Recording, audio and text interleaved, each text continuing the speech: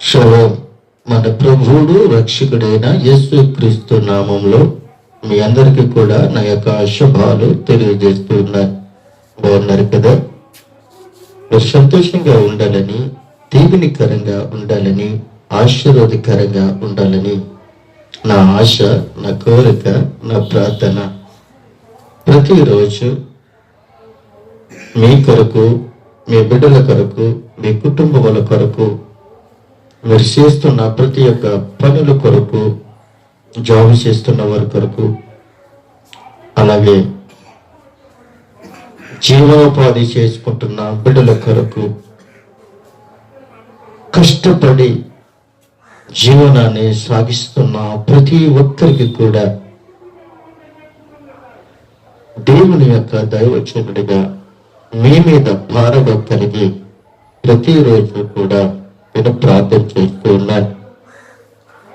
అలాగే నా కొరకు, నా కుటుంబం కొరకు, ఇచ్చిన బిడ్డల కొరకు మీరు కూడా వ్యక్తిగతమైన ప్రార్థనలో జ్ఞాపకం చేసుకుంటూ ఉన్నారని మేము తలంచుతూ ఉన్నాం.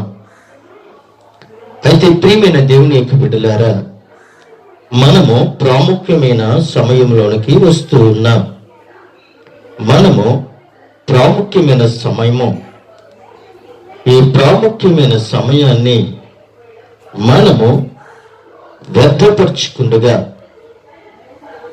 వ్యర్థమైన జీవితాన్ని జీవించుకుండగా, దేవుడు ఈ లోకానికి ఆయన ఏమి అందించారు, ఈ లోకానికి ఏమి కావాలి అని ఆయన ఊహించారు.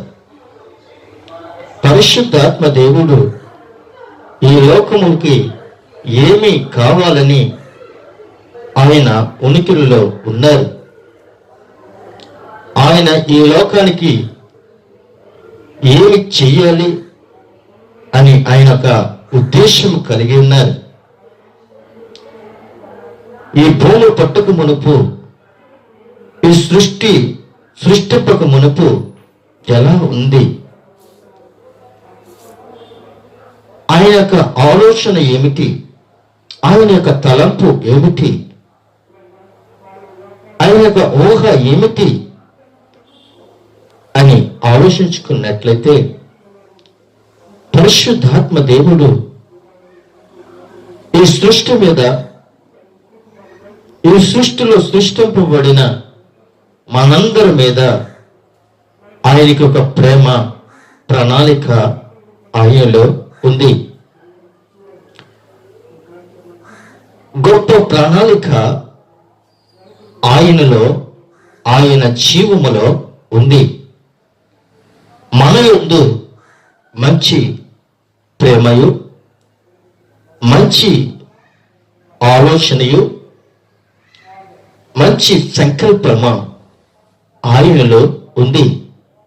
ఎందుకంటే ఆయన సంకల్పము చాలా గొప్పది, బలమైనది. ఆయన ఊహ మన ఊహల కంటే ఆయన ఉన్నతమైన ఊహల గొప్ప ప్రణాళికతో నింపబడి ఉంది. అయితే ప్రియమైన దేవుని యొక్క బిడ్డలారా, ఈ రోజుని మనము నేర్చుకుంటూ ఉన్న ఈ యొక్క పాఠాన్ని మనము జ్ఞాపకం చేసుకుంటూ ఉన్నాం. జ్ఞాపకం చేసుకోవటానికి దేవుడు కృప చూపించి ఉన్నాడు.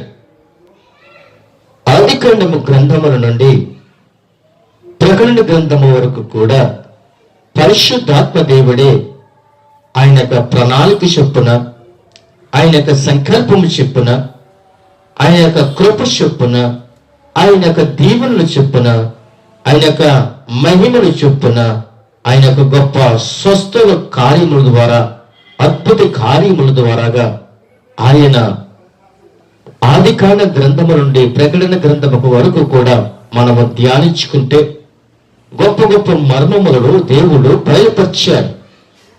అయితే ఈ రోజుని నేను ఈ యొక్క అంశం మీద నేను మాట్లాడటానికి ఇష్టపడుతూ ఉన్నాను. ఏంటి అంశం మీద నేను మాట్లాడటానికి ఎందుకని ఇష్టపడుతూ ఉన్నాను అని అంటే, భూమి ఆకాశముల సృష్టి మరియు సృష్టికర్త సృష్టి అన్న అంశము మీద నేను ఈ రోజుని ఈ మాటలు నేను మాట్లాడుతూ ఉన్నాను. మరి ఒకసారి మీరు ఆలోచించండి. భూమి ఆకాశములను సృష్టి మరియు సృష్టికర్త సృష్టి, ఈ యొక్క మాటల మీద మనము ఈ రోజుని నేర్చుకోబోతూ ఉన్నాం. అయితే ప్రియమైన దేవునికి బిడ్డలారా, ఆదికాండము గ్రంథములోనికి మనం వెళ్ళినట్లయితే ఆదికాండము గ్రంథము 1వ అధ్యాయము 1వ వచనము మీద మనం ఈ రోజుని ధ్యానించుకోబోతూ ఉన్నాం. చూడండి, ఆ మాటలు మనం చదువుకుందాం. ఆదియందు దేవుడు భూమి ఆకాశములను సృజించెను అన్న మాట మనకి అక్కడ కనబడుతూ ఉంది. ఆదియందు దేవుడు భూమి ఆకాశములను సృజించెను అని ఇక్కడ రాయబడి ఉంది. అయితే ఈ రోజుని పరిశుద్ధ గ్రంథమైన బైబిల్లోని ఈ ప్రారంభ వచనము మనం జ్ఞాపకం చేసుకున్నట్లయితే, హెబ్రీ మూల పదంలో మనం జ్ఞాపకం చేసుకున్నట్లయితే ఇక్కడ 7 పదాలు మనకి కనబడుతూ ఉన్నది. అది ఏంటి అని అంటే అవి 7 కీలక సత్యాలను చూపిస్తూ ఉంది. అయితే వాటిపైనే మిగిలిన బైబిల్ అంతా ఆధారపడి ఉన్నది. మొదటిగా మనం చూసినట్లయితే దేవుడు ఉనికిడి కలిగి ఉన్నాడు అన్న మాటకి మనకి ఈ మాటలో తెలియపరుస్తుంది. దేవుడు ఉనికిని కలిగి ఉన్నాడు.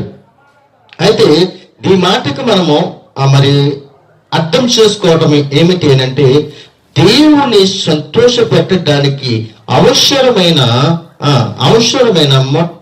మొదటిది అడుగు. దేవుని సంతోష పెట్టడానికి అవసరమైన మొదటి అడుగు అన్న అక్కడ మనకి కనబడుతుంది. రెండోదిగా మనం చూసినట్లయితే విశ్వము ఉనికిలోనికి రాకముందే దేవుడు ఉన్నాడు. విశ్వము రాకమునిపే ఆయనేమన్నాడు? దేవుడు ఉన్నాడు. ఈ మాటకి మనము జ్ఞాపకం చేసుకున్నట్లయితే ఆ విశ్వము నశించిన తరువాత కూడా ఆయన ఉనికిలో ఉంటాడు. మూడోదిగా మనం చూసినట్లయితే బైబిల్లో దేవుని ప్రధాన పాత్ర ఏమిటి అని అంటే, ఆయనే క్రియకు కర్తకు ఇతర జీవులకు ఆయన అనేకమైన రకాలైన కార్యకలాపాలను ఆయన జరిగించు ఉన్నాడు అన్న విషయాన్ని ఇక్కడ మనము నేర్చుకోబోతూ ఉన్నాం. 4వ విషయంగా మనం చూసినట్లయితే సృష్టికర్త ఏ మానవుడును ఎన్నడను చెయ్యలేనిది దేవుడు చేస్తాడు. ఈ సృష్టిలో ఏ మానవుడు చేయలేనిది దేవుడు చేశాడు. అంటే ప్రియమైన దేవునికి బిడ్డలారా, సృష్టించడము అని అర్థం. మనుష్యుడు చేయలేనిది, మనుష్యుడు సృష్టించలేనిది దేవుడు సృష్టించాడు. అయితే అయ్యదుగా మనం చూస్తున్నట్లయితే దేవుడు మర్మమైన వాడు. ఆయన ఆలోచన వేరు, ఆయన ఉద్దేశము వేరు, ఆయన సంకల్పము వేరు. అయితే ప్రియమైన బిడ్డలారా, ఆయన మర్మమై ఉన్నాడు. ఆయన ఒకే దైవిక స్వభావం కలిగి ఉన్న 3 దైవికమైన వ్యక్తులు. ఆయన దైవికమైన 3 వ్యక్తులుగా కనబడుతున్నారు. ఎలాగా అనంటే ఆయన పరిశుద్ధాత్ముడు, అలాగే దేవుని యొక్క కుమారుడు, ఆయన యొక్క లోకరక్షకుడైన యేసుక్రీస్తు. తండ్రి, కుమార, పరిశుద్ధాత్మ వాళ్ళు త్రిత్వములో ఏకరీతిగా ఉన్నవారు అని ఇక్కడ మనకు కనబడుతూ ఉంది. అయితే దేవుడు భూమి యొక్క ఆకాశములను సృష్టికర్త అనడానికి ఆయన ముందుగా ఉన్న పదార్థాన్ని సంరక్షణమే కాదు, శూన్యములో నుండి పదార్థాలను ఉనికిలోనికి తీసుకురాగలిగిన శక్తి గల పరిశుద్ధాత్మ దేవుడు మన దేవుడు. ఏ విషయంగా మనం చూసినట్లయితే దేవుడు విశ్వం మీద ఆధారపడి ఉండడు. ఎందుకంటే విశ్వము దేవుని ముందే ఆధారపడి ఉంది, కానీ విశ్వము మీద దేవుడు ఆధారపడి ఇక్కడ ఉండలేదు. అయితే ప్రియమైన దేవునికి బిడ్డలారా, భూమి ఆకాశముల సృష్టికర్త, సృష్టికి ఆయన సృష్టికర్త. ఆది యందు దేవుడు భూమి ఆకాశములు సృజించెను అన్న సందేహము ఇక్కడ ఏమీ లేదు. 7 విషయాల మీద ఆయన ఉన్నాడు అన్నట్లుగా మనకి కనబడుతూ ఉంది. అయితే ఈ ఆది యందు దేవుడు భూమిని ఆకాశములను సృజించిన కారణాలను బట్టి ఇక్కడ కొంతమంది గ్రంథకర్తలు ఈ సృష్టి మీద, ఈ సృష్టించిన సృష్టికర్త మీద వారు ఏ విధంగా లేఖనాలు రాయబడ్డాయో మనము ఈ రోజుని ఈ అంశం మీద మనము నేర్చుకోబోతున్నాం. పాత నిబంధన గ్రంథకర్తలు ఇలా రాశారు. పాత నిబంధన గ్రంథకర్తలు ఇలా రాశారు. నెహెమ్యా గ్రంథంలోకి వెళితే నెహెమ్యా గ్రంథకర్త ఇలాగా మాట్లాడుతూ ఉన్నాడు.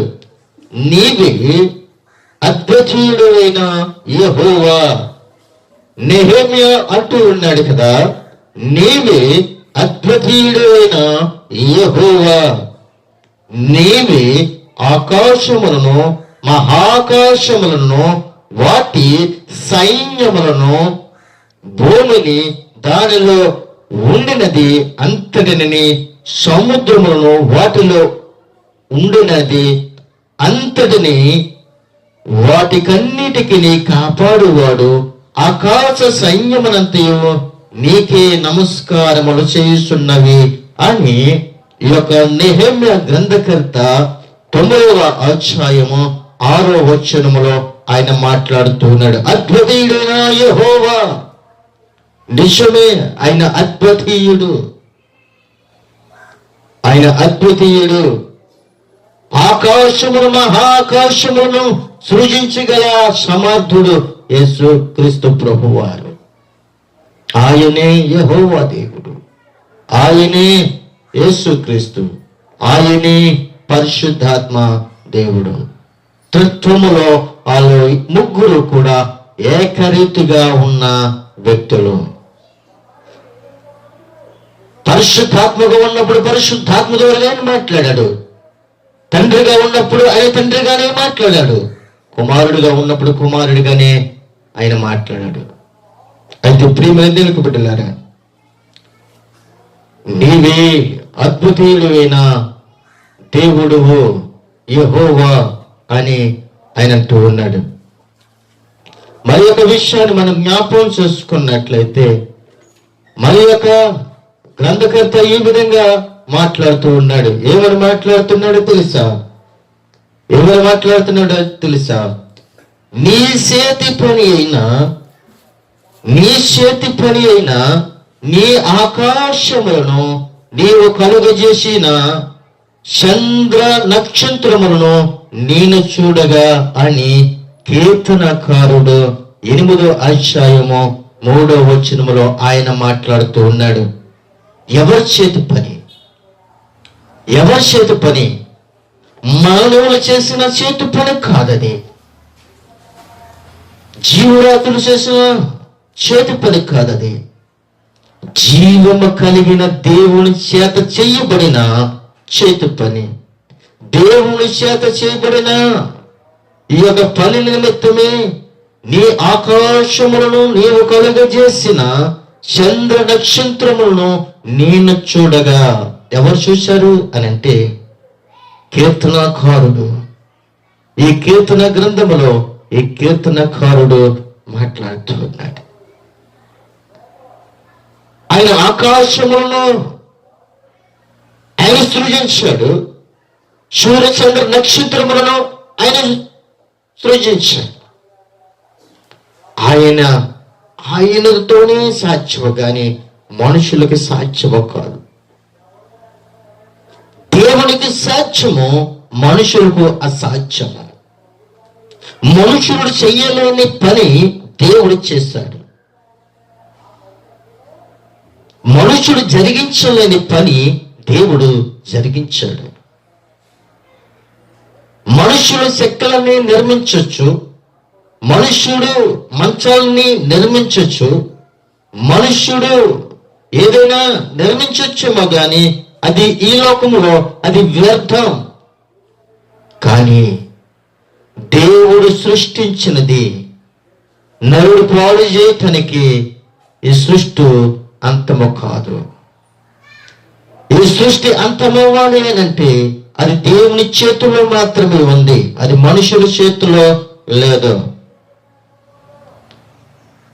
దేవుడు ఈ సృష్టిలో సృష్టించిన ఒక భాగములో మనం ఒక భాగమై ఉన్నాం. దేవుడు మనల్ని నిర్మించుకున్నాడు, ఆయనలో ఒక భాగాన్ని మనము మనలో ప్రవర్తన సత్ప్రవర్తన మనలో ఉండాలి. సృష్టికర్తన దేవుడు మనల్ని ఎందుకని సృష్టించాడు? సూర్యుడిని, చంద్రుని, నక్షత్రాలని ఎందుకు సృజించాడు? ఈ ఆకాశాన్ని, భూమిని ఎందుకని ఆయన సృష్టించాడు? ఈ సృష్టిలో, ఈ శూన్యంలో ఉన్న మనల్ని దేవుడు ఎందుకని నిర్మించాడు? వాటిని మనల్ని నమస్కరించటానిక, దేవుడు సృష్టించిన దానిని మనము సాగిలపడటానిక, దేవుడు సృష్టించిన సూర్యచంద్ర నక్షత్రములను మనము ఆరాధించటానిక కాదు కదా. దేవుడు అంటున్నాడు కదా, వీటిని కాదు మీరు ఆరాధించేది, నన్ను కదా మీరు ఆరాధించేది. మీరు ఆత్మతోనూ సత్యముతోనూ నన్ను ఆరాధించండి అని అంటే, ఈ సృష్టిలో సృష్టింపబడిన దాని మీద మనము ఆశలు కలిగి ప్రాణాలు పోసుకొని మనమందరము కూడా ఈ సృష్టిలో ఉన్న అందసందాలను, ఈ సృష్టిలో ఉన్న భోగభాగ్యాలను మనము ఆరాధిస్తూ ఉన్నామే. సృష్టించిన సృష్టికర్తని ఆరాధించట్లేదు కానీ ఈ సృష్టిలో సృష్టింపబడిన ప్రతి వస్తువులను కూడా మనము ఆరాధిస్తూనే ఉన్నాం. ఇది దేవునికి విరుద్ధము కదా? ఇది దేవునికి విరోధంగా మనం ప్రవర్తించట్లేదా అని ప్రభు మనల్ని ఈ రోజుని ఆయన మాట్లాడుతున్నాడు. అదే గ్రంథకర్త మరి ఒక మాట మనతో మాట్లాడుతూ ఉన్నాడు. పర్వతములు పుట్టక మునుపు, భూమి లోకములను పుట్టక మునుపు, యుగ యుగములను నీవే దేవుడువు అని అడుగుతూ ఉన్నాడు. నిజమే ప్రియమైన దేవునికి బిడ్డలారా, ఆ రోజు పర్వతములు లేదు, మెట్టలు లేవు, భూమి ఏదీ లేదు. భూమి లోకములను నీవు పుట్టక మునిపే యుగ యుగములో ఉన్న దేవుడువు నీవే. ఈ గ్రంథకర్త అంటున్నాడు, నీవే దేవుడువు. ఈ భూమి పుట్టక మునుపు, ఈ ఆకాశం పుట్టక మునుపు, ఈ సూర్య చంద్ర నక్షత్రములు పుట్టక మునుపు, ఈ మానవులు పుట్టక మునుపు నీవే ఉన్నావు. నువ్వు ఉన్నావు కాబట్టి ఈ సృష్టి ఉంది. నువ్వు ఉన్నావు కాబట్టి ఈ సృష్టిలో మానవులు ఉన్నారు. నువ్వు ఉన్నావు కాబట్టి మానవులు జీవిస్తూ ఉన్నారు. జీవిస్తూ ఉన్న నువ్వు నీ దేవుడిని ఆరాధిస్తూ ఉన్నావా? ఒకసారి ప్రశ్నించుకోమని ప్రభు మాట్లాడుతున్నాడు. మరి ఒక గ్రంథకర్త ఇలా మాట్లాడుతూ ఉన్నాడు. ఏమైనా మాట్లాడుతూ ఉన్నాడు తెలుసా? నా మహిమ నిమిత్తము నేను సృజించిన వారిని, నా నామమున పెట్టబడిన వారందరిని తెప్పించము. నేనే వారిని కలగజేసితిని, వారిని పుట్టించిన వాడను నేనే అని యెషయా గ్రంథకర్త 43వ అధ్యాయము 7వ వచనములో ఆయన మాట్లాడుతూ ఉన్నాడు. వారిని పుట్టించిన వాడను నేనే. నిజమే ప్రియమైన దేవుని బిడ్డలారా, ఆయన పుట్టించాడు కాబట్టి ఈ రోజున ఇక్కడ మనము ఉన్నాం. ఆయన పుట్టించకపోతే ఇక్కడ మనము ఉండలేం. ఆయన చేతి పని ద్వారాగా మనము నిర్మింపబడి ఉన్నాం. మన చేతి పనుల ద్వారాగా గృహాలు కట్టుకుంటున్నాం. మన చేతి పనుల ద్వారాగా బట్టలు కట్టుకుంటున్నాం. మన చేతి పనుల ద్వారాగా సెల్ ఫోన్లు బాగు చేసుకుంటూ ఉన్నాం. మన చేతి పనుల ద్వారా ఈ లోకమైన వస్తువులు మనం బాగు చేసుకుంటున్నాం. మన చేతి పనుల ద్వారా మనము బ్రతుకుతూ ఉన్నాం, జీవనోపాధి చేసుకుని బ్రతుకుతూ ఉన్నాం, ఈ చేతి పనులు. కానీ ఈ లోకంలో మనం చేసిన ప్రతి పని వ్యర్థమే. కానీ దేవుడు చేసిన మంచి పని ఏంటో తెలుసా? నిన్ను నన్ను కూడా సృష్టించడమే ఆయన మంచి పని. దేవుడు మంచి పని, దేవుడు గొప్ప పని చేస్తాడు. ఎందుకు తెలుసా? నిన్ను నన్ను కూడా సృజించాడు. దేవుడు అద్భుతమైన రీతిలో నిన్ను నన్ను కూడా సృజించాడు. రంగులు వేరే కావచ్చు, కులాలు వేరే కావచ్చు, ఉద్దేశం వేరే కావచ్చు, ఏదైనా కావచ్చు. కానీ ప్రేమ దేవునికి బిడ్డలారా, దేవుడి యొక్క మంచి సంకల్పం నిన్ను నన్ను కూడా సృజించడమే. నా మహిమ నిమిత్తము నేను సృజించిన వారిని, నా నామమున పెట్టబడిన వారందరినీ తెప్పించము. మనందరినీ కూడా ఆయన రప్పించమంటున్నాడు. ఆయన దగ్గరికి మనం వెళ్ళే వారలా ఉండాలి. ఆయన దగ్గరికి వెళ్ళేటప్పుడు మనం ఎలా ఉండాలో తెలుసా? పరిశుద్ధంగా ఉండాలి. పరిశుద్ధమైన మాటలు, పరిశుద్ధమైన ఆలోచనలు, పరిశుద్ధమైన జీవితం, పరిశుద్ధమైన శరీరం, పరిశుద్ధమైన రక్తం. నీ నోట్లో వచ్చిన ప్రతి మాట కూడా పరిశుద్ధుడా, పరిశుద్ధుడా, పరిశుద్ధట. పరిశుద్ధ ఆత్మదేవుని దేవదత్తుడు పరిశుద్ధుడు, పరిశుద్ధుడు కానీ ప్రతి గానం చేస్తూ ఆయన ఆరాధించాయి. ఈ రోజు ఎవరిని ఆరాధిస్తున్నావో తెలుసా? ఎవరిని ఆరాధిస్తున్నాం? ఈ సృష్టిని ఆరాధిస్తూ ఉన్నాం. ఈ సృష్టిలో భోగభాగ్యాలను ఆరాధిస్తున్నావు. నీ చేతులతో సంపాదించుకున్న సంపాదన కొరకు నువ్వు ఆరాధిస్తూ ఉన్నావు. బంగారాన్ని ఆరాధిస్తున్నావు, వెండిని ఆరాధిస్తున్నావు, డబ్బుని ఆరాధిస్తున్నావు, గృహాలని ఆరాధిస్తూ ఉన్నావు, బయట వారిని పొగుడుతూ ఉన్నావు. నువ్వు తప్ప ఇంకెవడు లేడు. నువ్వు లేకపోతున్న బ్రతుకు లేదు. నువ్వు సంపాదించకపోతున్న బ్రతుకు లేదు. నువ్వు జీవించకపోతున్న బ్రతుకు లేదు. ఈ సృష్టిలో సృష్టింపడి దేవుని మర్చిపోయి ఈ లోకంలో ఉన్న వ్యక్తులందరినీ కూడా నువ్వు ఆరాధిస్తూనే ఉన్నావు. ఇది దేవునికి విరుద్ధం. అయితే మనందరినీ కూడా పుట్టించిన వాడు ఎవరంటే నేనే అని అంటున్నాడు. నిన్ను పుట్టించిన వారిని నేనే, నేను కదండి నా ప్రియమైన దేవుడు. ఈ సృష్టిలో సృష్టింపబడిన ప్రతి ఒక్కరిని కూడా ఆయన ఏం చేస్తున్నా పిలవమంటున్నాడు. మరి యొక్క విషయంలో మనం జ్ఞాపకం చూసుకున్నట్లయితే అదే యెషయా గ్రంథం 44:24 అంటున్నాడు కదా, గర్భము నుండి నిన్ను నిర్మించిన వాడును నీ విమోచకుడైన యెహోవా. ఎక్కడి నుండి? గర్భము నుండి నిన్ను నిర్మించిన నీ విమోచకుడు యెహోవా ఎలాగూ చలవిచ్చేస్తూ ఉన్నాడు. యెహోవాకు నేనే సమస్తమును జరిగించేవాడును, నేనొక్కడిని. ఆయన ఒక్కడే నేను పుట్టించాను, ఆయన ఒక్కడే నిన్ను నిర్మించుకున్నాడు, ఆయన ఒక్కడే నిన్ను ఏర్పరచుకున్నాడు. ఎందుకు తెలుసా? ఆయన సృష్టించిన సృష్టికర్త.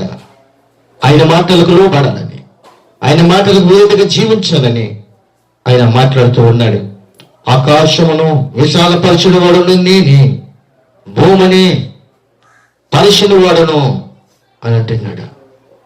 ఆకాశములను విశాలపరిచేవాడును నేనే. ఈ రోజుని దేవుడు గొప్ప జ్ఞానం ఇవ్వకపోతే, దేవుడు ఒక జ్ఞానము మనుషుడికి ఇవ్వకపోతే ఫ్లైట్లు ఎక్కి ఆకాశంలో ప్రయాణం చేస్తాడా? దేవుడు జ్ఞానం ఇవ్వకపోతే పడవ ఒక ఓడ తయారు చేసుకుని ఆ ఓడ నీటిలో ప్రయాణించగలడా? లేదు కదా. ఒక వ్యక్తి బండెక్కి రోడ్డు మీద వెళ్తూ ఉన్నాడంటే అది దేవుడిచ్చిన జ్ఞానము కదా. దేవుడిచ్చిన జ్ఞానముతో ఓడను తయారు చేస్తాడు, దేవుడిచ్చిన జ్ఞానముతో వాహనాలు తయారు చేస్తాడు, దేవుడిచ్చిన జ్ఞానముతో రాయిని తయారు చేశాడు, దేవుడిచ్చిన జ్ఞానముతో విమానాన్ని తయారు చేశాడు, దేవుడిచ్చిన జ్ఞానముతో అన్ని కూడా నిర్మించాడు. దేవుడు జ్ఞానం ఇవ్వకపోతే, నువ్వు బ్రతకడానికి ఇవన్నీ కూడా సృష్టించకపోతే నువ్వెక్కడ బ్రతుకుతావు? దేవుడు ఒక సంకల్పాన్ని ఇచ్చాడు. ఆ సంకల్పాన్ని బట్టి నువ్వు ఎలా ఉన్నావో, ఏ విధంగా ఉన్నావో ఆయన అడుగుతూ ఉన్నాడు. ఇర్మియా గ్రంథకర్త కూడా ఈ విధంగానే మాట్లాడుతున్నాడు. ప్రియమైన బిడ్డలారా, 10-12 ఆయన ఈ విధంగా మాట్లాడుతూ ఉన్నాడు. ఆయన తన బలము చేత భూమిని సృష్టించను. బలముతో సృష్టించాడు. మంచి సంకల్పంతో ఆయన భూమిని సృష్టించాడు. భూమి ఎక్కడ ఉంది అనంటే నీటి మీద ఊగుతూ ఉంది. దేవుడు తన సంకల్పం చేత, తన బలము చేత నీటి మీద భూమిని చక్కగా పరిచి ఉన్నాడు. ఏదో ఒక రోజుని నీ మీద గాని నా మీద గాని దానికి కోపం వచ్చింది అనంటే భూమి నీరుగా మారిపోతూ ఉంది. భూమికి నీరికి దేవుడు ఆజ్ఞయిస్తే ఈ నీరు భూమిని నీరుగా మార్చేస్తుంది. అది జలప్రయము. ప్రేమందరికి బిడ్డలారా, ఆయన తన బలము చేత భూమిని సృష్టించను, తన జ్ఞానము చేత ప్రపంచమును స్థాపించను. జ్ఞానముతో ప్రపంచాన్ని స్థాపించడు. మన దేవుడు జ్ఞానము కలిగిన దేవుడు. నీకేదైనా జ్ఞానము కొదువై ఉన్న ఎడల అది నన్ను అడగండి అని అడుగుతున్నాడు. జ్ఞానము ఎక్కడో బజార్లో దొరకదు, గృహాలలో దొరకదు, కొట్టుల్లో దొరకదు. ఎక్కడ ఈ యొక్క జ్ఞానము దొరకదు, కానీ జ్ఞానము దేవుని యొక్క దొరుకుతుంది. ప్రియమైన దొరుకుబుట్లారా, జ్ఞానము చేత ప్రపంచాన్ని స్థాపించిన దేవుడు, తన ప్రాజ్ఞాత చేత ఆకాశము విశాలపరిచిన దేవుడు ఈ రోజు నిన్ను నన్ను కూడా ఆయన అడుగుతూ ఉన్నాడు. నిన్ను నన్ను కూడా ప్రశ్నిస్తూ ఉన్నాడు. ప్రశ్నకి జవాబు చెప్పే వ్యక్తిగానే ఉన్నావని దేవుడు నిన్ను పరిశోధించబోతూ ఉన్నాడు. అబ్రహామా, నీ ఏకైక కుమారుడిని నాకు బలిగా అర్పించము అని అన్నాడు. పరిశోధించాడు. ఏకైక కుమారుడు 100 సంవత్సరాల చేత తర్వాత పుట్టిన కుమారుడు ఇస్సాకుని అది బలిగా అర్పించమని అన్నాడు. దేవుని మాటకి లోబడ్డాడు. దేవునికి విధేయత కలిగి చూపించాడు. బలి ఇవ్వడానికి తన కత్తి పైకి తీసినప్పుడు దేవుడు అంటున్న, అబ్రహామా ఆగుము, నేను నిన్ను పరిశోధించాను. నిన్ను నన్ను కూడా ఈ రోజున పరిశోధిస్తున్నాడు. నీ ఆస్తులు మనం అడగట్లేదు, నీ అంతస్తులు మనం అడగట్లేదు, నీ గృహాలు మనం అడగట్లేదు, ఏది మనం అడగట్లేదు. నీ హృదయంలో నాకు చోటి ఇస్తావా అని అడుగుతున్నాను. అంటే ప్రియమిలకు వెళ్ళారా, మరి ఒక గ్రంథకర్త ఇలా మాట్లాడుతున్నాడు కదా. ఆమోసు గ్రంథము 4:13 ఏ విధంగా మాట్లాడుతూ ఉన్నాడు కదా. పర్వతములను నిరూపించేవాడును, గాలిని పుట్టించేవాడును ఆయనే. పర్వతములను గాలిని పుట్టించేవాడు ఆయనే. గాలి లేకపోతే మనం బ్రతకలేం. గాలి లేకపోతే మనం బ్రతకలేం. నీరు లేకపోతే మనం బ్రతకలేం. పర్వతములు లేకపోయినా ఉపయోగము లేదు. అయితే ప్రియమికు బిడ్డలారా, పర్వతములను నిరూపించేవాడును, గాలిని పుట్టించేవాడును ఆయనే. ఉదయమున చీకటిని కమ్మజేయవాడును, మనుషుల యోచన వారికి తెలియచేవాడును ఆయనే. భూమి యొక్క ఉన్నత స్థలము మీద సంచరించు దేవుడను, సైన్యములకు అధిపతికి యెహోవా ఆయనకు పేరు. ఎంత గొప్ప మంచి పేరు. ఆయన ఏమై ఉన్నాడో తెలుసా? సైన్యములకు అధిపతి అయిన యెహోవా దేవుడు. ఆయనే గాలిని పుట్టించేవాడు, ఆయనే చీకటిని కమ్మజేయవాడు, ఆయనే మనుషుల యోచన తెలియజేసేవాడు, ఆయనే భూమి యొక్క ఉన్నత స్థలముల మీద సంచరించేవాడు, ఆయనే సైన్యములకు అధిపతిన యెహోవా దేవుడు. పాత నిబంధన గ్రంథకర్తలు ఈ విధంగా ఈ సృష్టి మీద ఈ సృష్టి మీద ఈ గ్రంథకర్తలు ఏ విధంగా రాశారు, దేవుణ్ణి ఎంతగా వారు వర్ణించారో ఈ యొక్క పాత నిబంధన గ్రంథకర్తలలో మనకి కనబడుతూ ఉంది.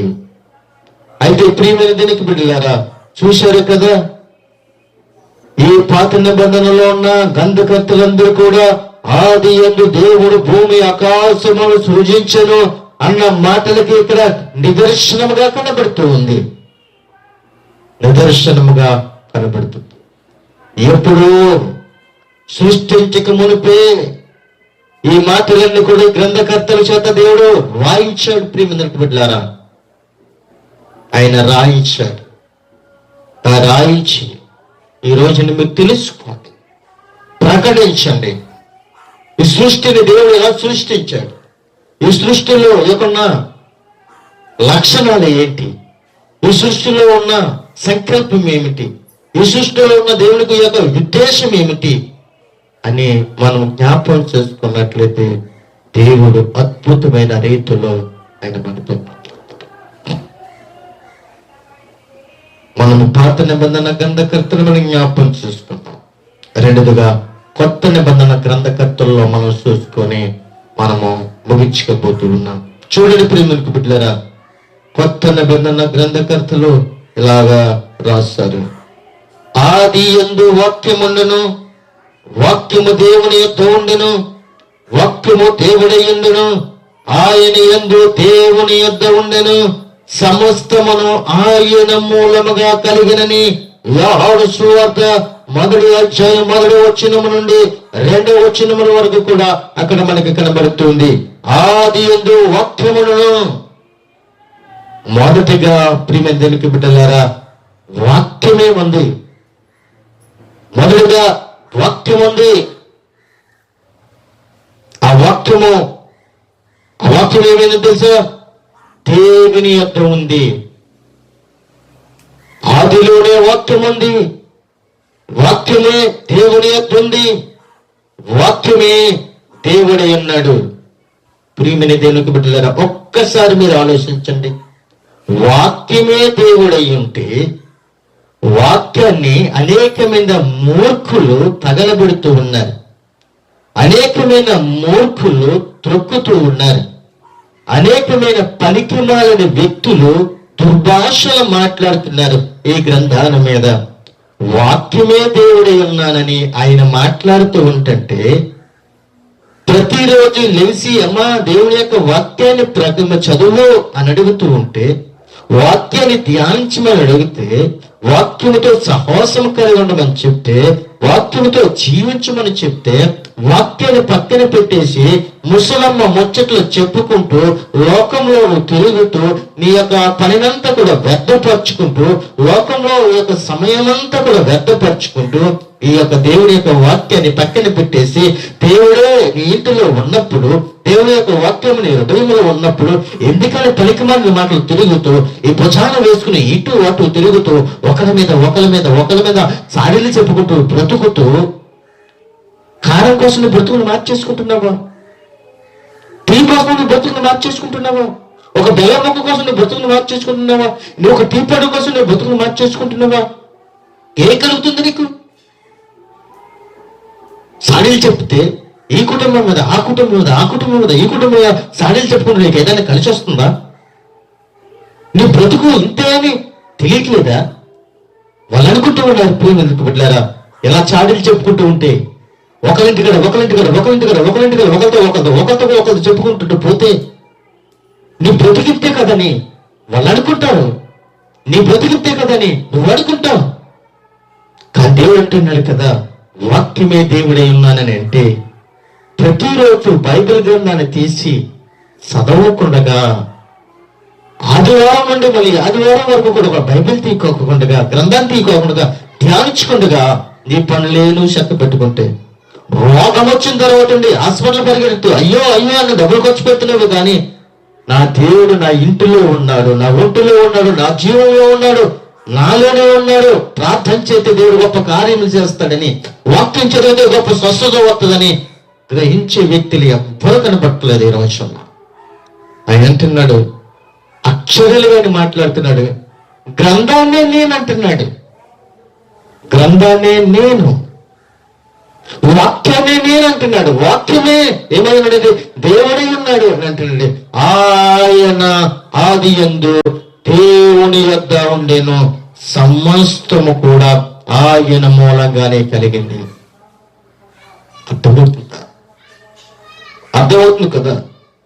ఆదిలోనే వాక్యమై ఉంటే మరి ఆదిలోనే ఆ వాక్యం దేవుని యొద్ద ఉంటే, ఆ వాక్యం మన దగ్గరికి వస్తే, ఆ దేవుడే మనలోకి వస్తే, ఆ దేవుడే నాలోకి వస్తే, ఆ దేవుడే నా ఇంటిలోకి వస్తే, ఆ దేవుడే నా బిడ్డలోకి వస్తే, ఆ దేవుడే నా కుటుంబంలోకి వస్తే, ఆ దేవుడే నా సమాజంలోకి వస్తే, ఆ దేవుడే ఈ లోకానికి వస్తే, ఇవెవరు? ఇవెవరు అసలు? ఎవరు అని అడుగుతున్నాం కదా. దేవుని యొక్క వాక్యాన్ని ప్రకటించడానికి వెళ్తే నువ్వెవడము, నువ్వెవడు అని అడుగుతున్నారే. నేను బ్రతకమని దేవుని యొక్క వాక్యం చెప్తుంది, జీవించమని వాక్యం చెప్తుంది, ఆలోచించమని వాక్యం చెప్తుంది, నీ కుటుంబాన్ని రక్షించుకోమని వాక్యం చెప్తుంది, నీ బిడ్డను రక్షించుకోమని వాక్యం చెప్తుంది, నీ గ్రామం రక్షించుకోమని వాక్యం చెప్తుంది, నీ దేశం కొరకు ప్రార్థించమని చెప్తుంది. అన్ని కూడా మర్చిపోతున్నా. నేనే నీ ఇంటిలోనికి వస్తాను, నువ్వు నా యొద్దకు రావక్కర్లేదు, నేనే నీ దగ్గరికి వస్తాను అని అడుగుతుంటే, నీవు నా యొద్దకు రావాల్సిన పని లేదు, నేనే నీ యొద్దకు వస్తాను. ఎప్పుడు తెలుసా? ఈ లోకంలో తిరుగుతూ, తాగుతూ, దొరుకుతూ, అందసందాలతో గడుపుతూ నీ సమయం అంతా వ్యర్థమైపోయిన జరుగుతుంది. నీ సంవత్సరం నిండిపోయిన తర్వాత అప్పుడు నువ్వు అక్కడికి వెళతావు. అంతవరకు కూడా దేవుణ్ణి నీ ఇంటిలోకి కానీ, నీ ఒంటిలోకి కానీ, నీ హృదయంలోకి కానీ ఆయన నీవు ఆహ్వానించలేకపోతూ ఉన్నావు.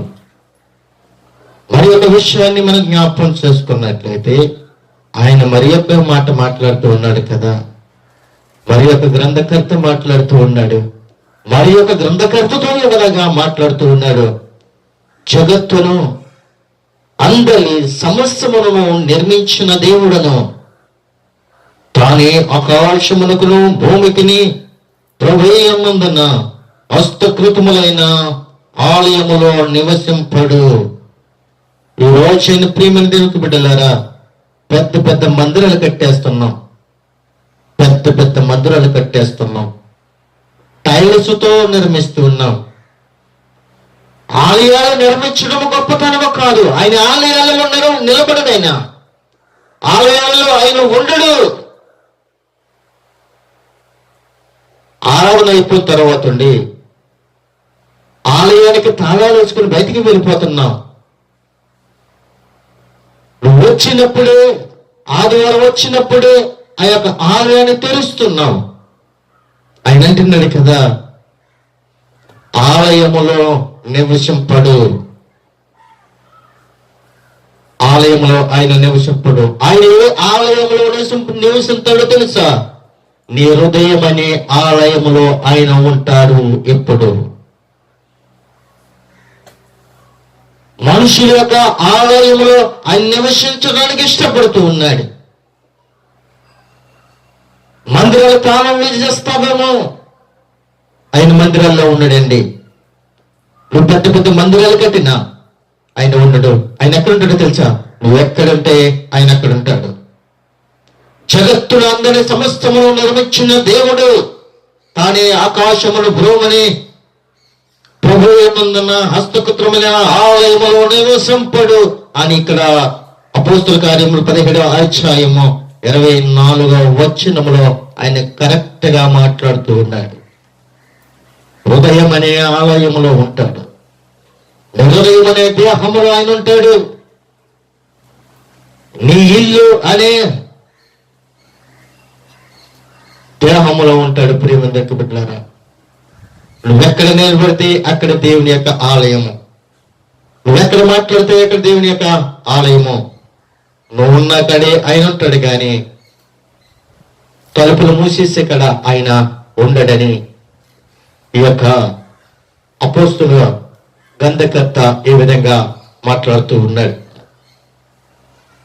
యొక్క గ్రంథకర్త ఈ విధంగా మాట్లాడుతూ ఉన్నాడు. ప్రేమికుడు బిడ్డలారా, అట్టివారు దేవుని సత్యమును అసత్యమునకు మార్చి సృష్టికర్తకు ప్రతిగా సృష్టిను పూజించి సేవించిరి. యుగ యుగములకు ఆయన స్తోత్రారుడై ఉన్నాడు. ఆమేన్.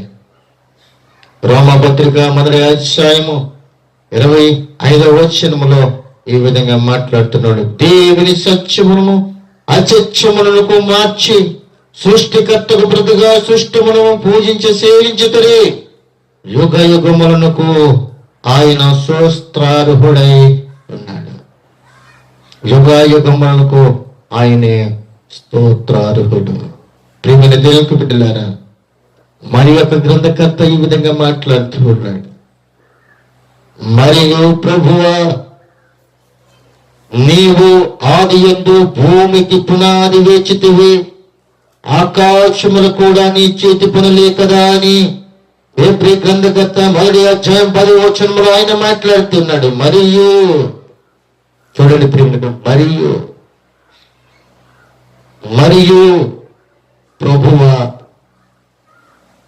ప్రభువా సృష్టికర్త, శివాధిపతి, జీవము కలిగిన తండ్రి, పరిశుద్ధాత్మదేవ, సైన్యములకు అధిపతి యెహోవా దేవా, యేసు క్రీస్తు ప్రభువా, నీవు ఆదియందు భూమికి పునాది వేచితివి, ఆకాశములు కూడా నీ చేతి పనులే కదా. ఒక ఇల్లు కట్టాలి అని అంటే ఒక 10 లక్షలు ఖర్చు పెట్టొచ్చు, లేదంటే 20 లక్షలు ఖర్చు పెట్టొచ్చు. కానీ దేవుడు ఒక్క ఖర్చు కూడా నీ మీద పెట్టకుండగా, రూపాయి పెట్టుబడి నీ మీద పెట్టకుండగా, ఒక్క రూపాయి కూడా నీ మీద ఆశించకుండగా, నువ్వు బ్రతకడానికి, నువ్వు జీవించటానికి ఆకాశాన్ని, భూమిని, సూర్య చంద్ర నక్షత్రములను నిన్ను సృజించి నీ మీద పెట్టుబడి పెట్టకుండగా దేవుడు నిన్ను కాస్తూ కాపాడుతూ ఆయన నిన్ను రక్షించటానికి నీ పక్కనే తిరుగుతూ ఉన్నాడు. ఒక స్నేహితుడుగా తిరుగుతూనే ఉన్నాడు. ఆయనను గమనించలేకపోతున్నాడు. ఈ ప్రభుత్వము లెక్కేసుకున్నట్లయితే మన యొక్క దేశ యొక్క పౌరుషత్వ ప్రకారము మనుషుడి యొక్క తల మీద దగ్గరగా లెక్కేసుకోవాల్సి వస్తే, అప్పు లెక్కేసుకోవాల్సి వస్తే దగ్గరగా ఉండొచ్చు. ఒప్పు 10 లక్షలు, 20 లక్షలు నీ మీద, ఒక్కొక్కడి మీద అప్పు ఉండొచ్చు. ఒక మనుషుడి మీద 10 లక్షలు, 20 లక్షలు అప్పు ఉండొచ్చు నీ మీద. ఈ ప్రభుత్వం నీ మీద అప్పు చేస్తుంది. నీకు బిల్లు ఇవ్వడానికి అప్పు చేసి ఉండొచ్చు, నీకు పెన్షన్లు ఇవ్వడానికి అప్పు చేసి ఉండొచ్చు, నీకు భూములు ఇవ్వడానికి అప్పు చేసి ఉండొచ్చు, నీ పిల్లలు రుణాలు ఇవ్వడానికి అప్పు చేసి ఉండొచ్చు. ఈ లోకం నీ మీద ఇంచుమించులు 20 లక్షలు, 30 లక్షల రూపాయలు అప్పు నీ మీద పెట్టొచ్చు. కానీ దేవుడు నీ మీద అప్పు అనేది పెట్టలేదు. అసలు నీ మీద అప్పు అనేది మోపలేదు. నీ తల్లిదండ్రులు నీకు వివాహం చేయడానికో, లేదంటే నీకు ఉద్యోగం సంపాదించడానికో 20 లక్షలు, 30 లక్షల రూపాయలు అప్పు చేసి నీ మీద పెట్టి ఆ అప్పును తీర్చుకోరా అని నీ మీద నీ తల్లిదండ్రులు మోపొచ్చేమా. కానీ నా ప్రభువైన దేవుడు నీ మీద ఒక్క రూపాయి కూడా అప్పు పెట్టలేదు. నీ తల్లిదండ్రులు నీ మీద అప్పు పెట్టచ్చు, ఈ ప్రభుత్వం నీ మీద అప్పు పెట్టచ్చు. కానీ నన్ను సృష్టించిన సృష్టికర్త అయిన దేవాది దేవుడు నేను పుట్టినప్పుడు నుండి తిరిగి ఆయన యొక్క రాజ్యానికి వెళ్ళేంత వరకు కూడా ఒక్క రూపాయి కూడా నా మీద పెట్టుబడి పెట్టకుండా ఆయనే పెట్టుబడి పెట్టాడు. ఏం పెట్టుబడి పెట్టాడు తెలుసా? ఆయనే పెట్టుబడి పెట్టుకున్నాడు. ఆయన రక్తాన్ని పెట్టుబడిగా పెట్టాడు, ఆయన శ్రమని నాకు పెట్టుబడిగా పెట్టాడు, ఆయన జీవాన్ని నా పెట్టుబడిగా పెట్టాడు, ఆయన మరణించాడు నా కొరకు, ఆయన తిరిగి లేచాడు. అది నాకు పెట్టుబడిగా పెట్టి దాన్ని సజీవుడిగా ఉంచి ఆయన నా కొరకు మరణించాడు, తిరిగి లేచాడు. అయితే ప్రియమందరికి పెట్టారు. మరి యొక్క గ్రంథకర్త కూడా ఇలా మాట్లాడుతూ ఉన్నాడు. ఏలయనగా ఆకాశమందున్నవి భూమి మీద ఉన్నవి దృశ్యములైనవి గాని అదృష్టములైనవి గాని అవి సింహములైనను ప్రభుత్వములైనను ప్రధానులైనను అధికారులైనను సర్వము ఆయన యందు సృజింపబడును. సర్వమును ఆయన ద్వారాగా ఆయనను బట్టి సృజింపబడును. చూడండి ప్రియమైన బిడ్డలారా, ఆయన అంటున్నాడు కదా, ప్రభుత్వాలైనా ఆయన మూలంగా పుట్టినాయి, ప్రధానులైనా ఆయన మూలంగా పుట్టినాయి, అధికారులైనా ఆయన మూలంగా పుట్టినాయి. ఆయన సృజించిన మరి సమస్తము కూడా ఆయన బట్టి సృజింపబడిని గాని ఏది కూడా ఆయన లేకుండా కలవలేదు. నువ్వు అనుకుంటున్నావు, నేను పెద్ద చదువు చదివేశాను కదా, నేను పెద్ద కలెక్టర్ అయిపోయాను కదా, ఇది నా జ్ఞానంతో వచ్చిందా నువ్వు అనుకుంటున్నావేమో. ఇది నీ జ్ఞానముకు కాదు, దేవుడి యొక్క సంకల్పము నీ మీద ఉంది కాబట్టి ఆ దేవుడు నీకు కలెక్టర్ అనే జాబ్ ఇచ్చాడు. నువ్వు ఐపీఎస్ చదవాలేమో, నువ్వు ఐపీఎస్ చదివి ఆ జాబ్ నువ్వు సంపాదించుకోవాలనుకుంటున్నావేమో. అది నీ జ్ఞానము కాదు, దేవుడి యొక్క నిబంధనలోనే ఉన్నావు కాబట్టి దేవుడు నీకు ఐపీఎస్ అనే జాబుని దేవుడు నీకు ఇచ్చాడు. నీ సొంత జ్ఞానము చేత, నీ బలము చేత, నీ డబ్బు చేత నువ్వు సంపాదించుకోవాలి. దేవుడు నీకు పెట్టుబడిగా పెట్టాడు, నువ్వు బ్రతకడానికి పెట్టుబడిగా పెట్టాడు. ప్రియమైన దీనికి పెట్టాడు. ఆయన అంటున్నాడు, మరి యొక్క మాట మనం చూస్తున్నట్లయితే ఆయన అంటున్నాడు కదా, ప్రకటన గ్రంథములో 4వ అధ్యాయములో 11వ వచనములో ఆయన మాట్లాడుతున్నాడు. ఆ 24 పెద్దలు 24 పెద్దలు సింహాసనమునందు ఆసీనులై ఉన్న వారిని ఎదుట సాగిలపడి యుగయుగములను జీవించుచున్న వానికి నమస్కారం చేస్తూ, ప్రభువా మా దేవా, నీవు సమస్తమును సృష్టించితివి, నీ చిత్తములను బట్టి అవి యుండెను, దానిని బట్టి సృష్టింపబడిను గనుక మహిమ ఘనత ప్రభావములను పొందనార్హుడు అని చెప్పుచు తమ కిరీటములను ఆ సింహాసనముల ఎదుట వేసినట్లుగా మనం చూస్తూ ఉన్నాం. చూడండి ప్రియమైన బిడ్డలారా, 24 పెద్దలు ఎక్కడున్నారు అని అంటే సింహాసనం ఎదుట ఉన్నారు. ఈ సింహాసనం ఎదుట ఉన్న ఈ యొక్క పెద్దలు ఏం చేస్తున్నారంటే ఆసీనులు అయిన వారు ఎదుట సాగిలపడి యుగయుగములను జీవించుచున్న వారికి నమస్కారం చేస్తున్నాడు. మనుషుడికి మరణము రావచ్చేమో గాని దేవునికి మరణం అనేది లేదు. మనుషుడు ఏదో ఒక రోజున చనిపోవలసింది, కానీ దేవునికి మరణం అనేది లేదు. మరణపు ముళ్ళును విడిచాడు దేవుడు. మరణమా నీ ముళ్ళెక్కడ, మరణమా నీ విజయం ఎక్కడ అని అడుగుతున్నాడు. మరణము నా ప్రభువైన క్రీస్తుకు భయపడ్డది. నా ప్రభువైన యేసు క్రీస్తు లాజరు సమాధిలో ఉన్నప్పుడు లాజరా బయటికి రా అని చెప్పాడు. బయటకు వచ్చిస్తాడు. ప్రియమైన బిడ్డలారా, యాయేరు కుమార్తె చనిపోయినప్పుడు ఆ యొక్క పాడను పట్టుకున్నప్పుడు ప్రియమైన బిడ్డలారా ఆ పాడ మీద నుంచి లెగిసి కూర్చున్నట్లుగా చూస్తున్నాం. ఒక అధికారి కుమార్తె చనిపోయినప్పుడు ఇంటిలోనికి వెళ్ళి ప్రభువైన యేసు క్రీస్తు ప్రభువారు చెయ్యి పట్టుకున్న వెంటనే ఆమె లెగిసి కూర్చున్నట్లుగా మనం చూస్తున్నాం. యుగయుగములు జీవించేవాడు ఆయనే. ఏ మరణము కూడా ఆయన బంధించలేదు. చాలా మంది కూడా నిన్న మరణిస్తాను, నేను లెగిస్తానని చెప్పిన వారు కానీ లెగిసిన వాడు ఎవడు లేదు. కానీ నా ప్రభువైన దేవుడు నేను మరణిస్తాను, తిరిగి లెగిస్తాను ఆయన వాగ్దానం చేశాడు. వాగ్దానం చేసిన ప్రకారంగా ఆయన సమాధి చేయబడ్డాడు. 3వ దినాన లేచాడు. ఒలే కొండ మీదకి వెళ్ళాడు. ఆయన ఆరోహణమై తండ్రి యొక్క రాజ్యానికి, తండ్రి యొక్క రొమ్మని ఆయన ఆడుకుని ఉన్నాడు. ఆయన మళ్ళీ రాబోతూ ఉన్నాడు. వచ్చిన తర్వాత మనమందరము కూడా సిద్ధముగా ఉండాలి అని ప్రభు సెలవిస్తూ ఉన్నాడు.